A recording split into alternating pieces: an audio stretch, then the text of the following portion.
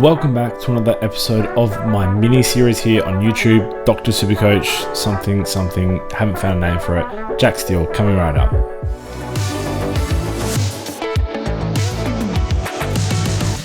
Welcome to another episode of it's not Doctor's Daily Dose. I do it like maybe 2 or 3 times a week. Doctor's occasional dose doesn't have the same ring.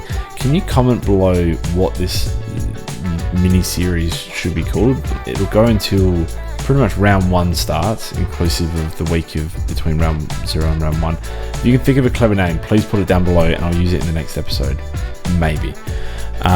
We go on today to talk about Jack Steele, and I tell you what, there's a reason I wear hats. It's players like this make me lose my hair, and I cannot understand for the life of me how Jack Steele is appealing to so many Supercoach players. I know a lot of good Supercoach players considering this man. He's in 11, at the time of checking, 11.7% ownership.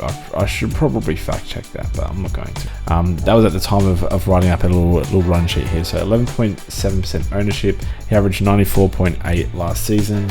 He starts at 530k this season.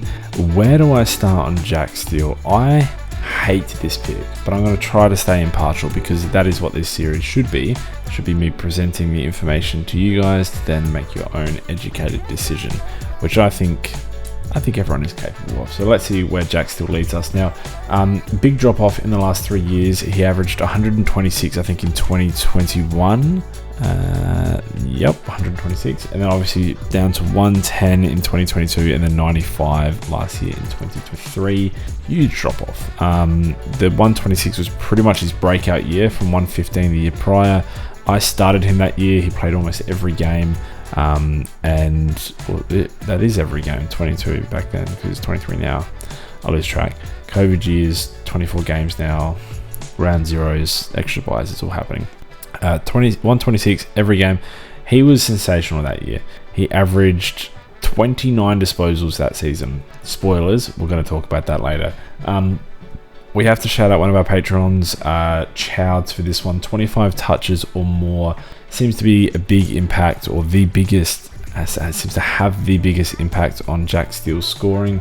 He went 122 from 8 games in 2023 with 25 touches or more, 118 from 13 games in 2022 from games with 25 touches or more. And then if you go to under 25 touches, it drops to an average of 88 and 80 in the respective seasons, with a sample size of about 18 combined. And then tackles pretty much remain consistent in each of those examples. So he would obviously spike some tackles, and then he'd spike low on some tackles. 28, 3 tackles, 29, 6 tackles, and then you look at the 25 and below, 25, 11 tackles, 21, 12 tackles. So it's pretty even both ways. So you can pretty much draw a line in the center. Say if he's getting 25 plus touches, he's producing good Supercoach premium output, most likely.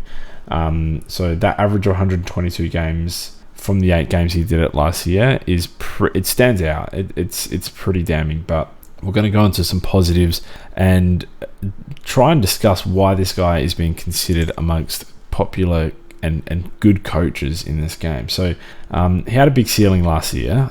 He's had a big ceiling every year, but last year he showed that even despite him having a bad season, he can hold on to that ceiling.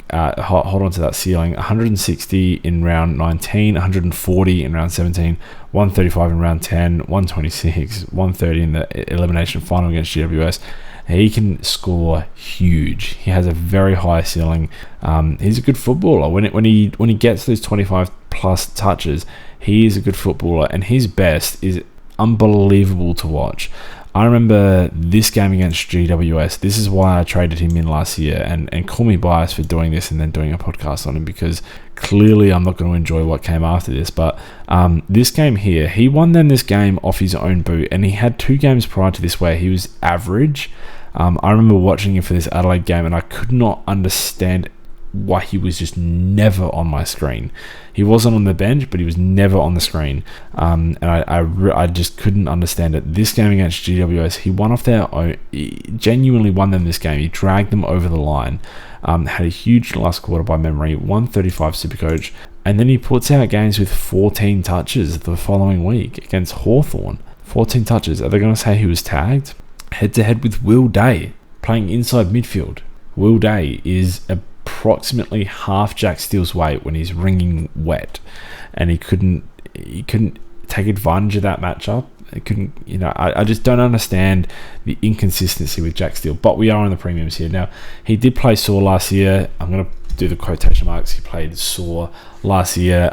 What does that mean to us? It means that he had maybe more soreness than what every other AFL player plays through and with. He's an injury-prone player. These are supposed to be positives, but he played sore, and that could be the reason as to why he had an inconsistent season. If he's fully fit and healthy, which he has been all preseason this year so far, fingers crossed, touch wood, that stays that way. You could maybe excuse for some of his lower or inconsistent scores with worse soreness for that week, or something along those lines. Previous history of being a big premium scorer, you can look at 2020 when he sort of broke out in the COVID year. That year was built for him. Averaged about 115, 2021 126, and then if you want to say 2022 is big premium scoring at 109, I wouldn't personally, but he has the history of doing wild things. I just want to, while we're talking about the positives, I need to look at this season again. This was ridiculous. These scores: 91, 123, 132, 150, 104, 105, 91, 110, 116, 99. That 99 marks the final subton for the season. 154, 140, 126, 132, 154, 149, 145, 109, 158, 155, 100, 129. That's just obscene. It's stupid how good that scoring is. As we see here, most of these games, especially in that huge run, 31 touches, 34, 36, 32, 37, 36, 34, 30, 36. He had so many games that season with 30 plus disposals, and last year, how many 30 plus disposal games did he get? 2, and 1 in the final.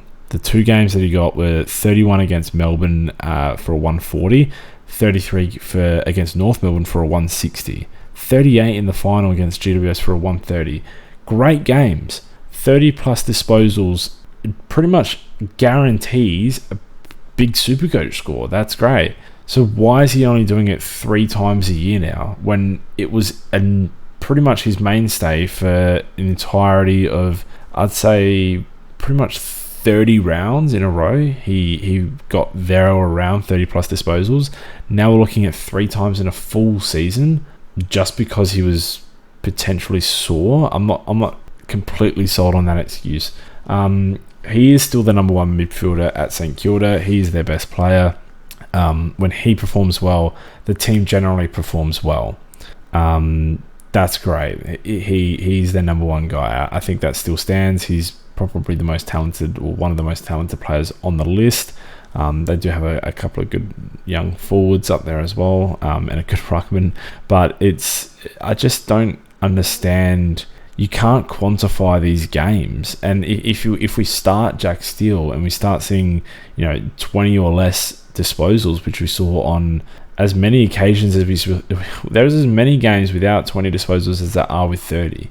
You couldn't have said that 2 years ago. You wouldn't have even thought it to be the case. And he's not old, he's young, so he's still on the right side of where he needs to be for his career. He's coming into, or is currently experiencing, his prime.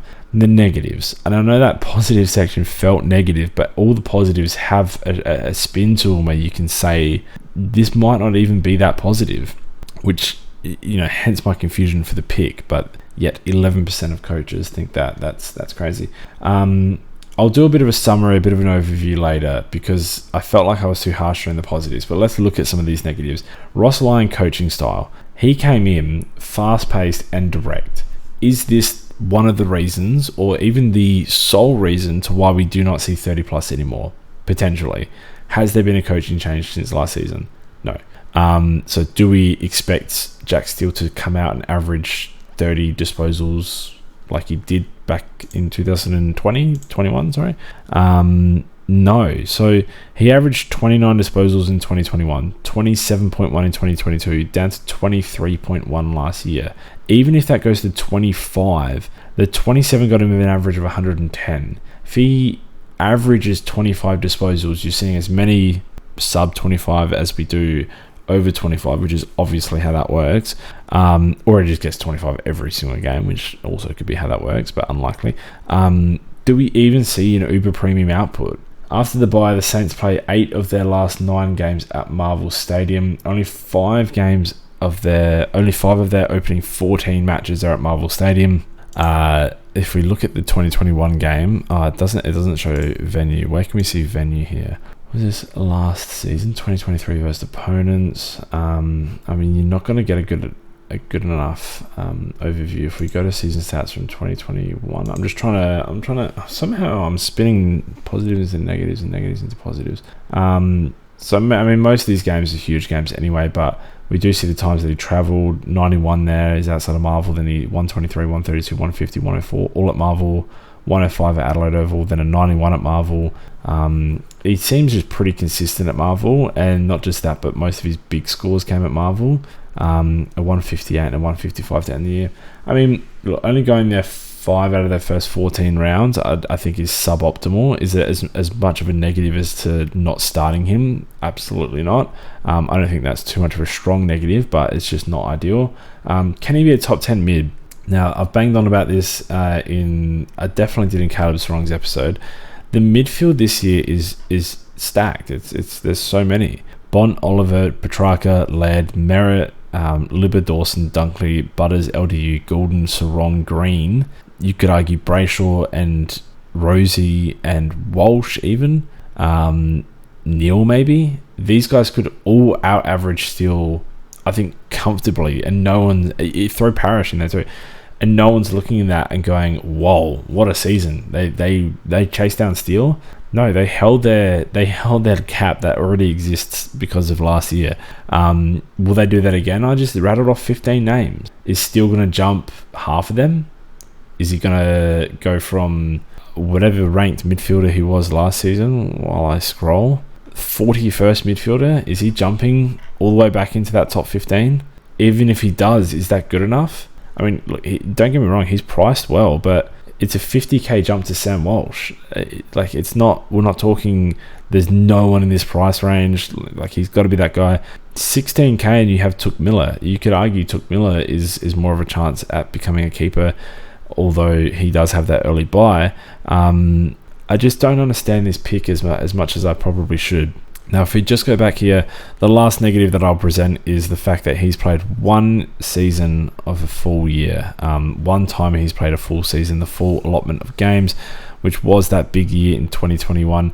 The more that I look at Jack Steele and his stats, and this pains me because he went from one of my favourite players, and I loved being on that 2021 train for the entirety of the year, and just couldn't believe what I was seeing. He was defying what I thought possible from a SuperCoach pick, and just such a beast of a tackler, and the ability to get 30 plus disposals while tackling and jagging. How many goals did he jag that year? I really enjoyed him that year. 13 goals and 8 behinds. He had 4 goals last year, so 9 less goals.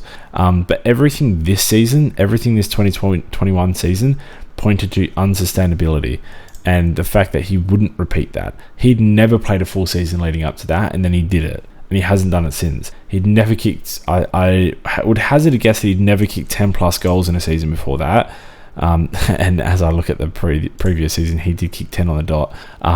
Let's just say he rarely kicked 10 plus goals, and he kicked 13 that year. If I went through every season, I wonder if he ever played as a forward for GWS or something like that and kicked more than 13. But I'd say 13 is probably close to his best, if not his best, without clicking the button 100 times to look at all the other years.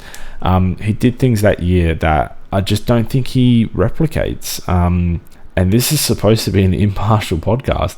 8.4 tackles per game that year. Since then, he's averaged 7. And 7 is great. 7's a lot of tackles, but 8.4 is...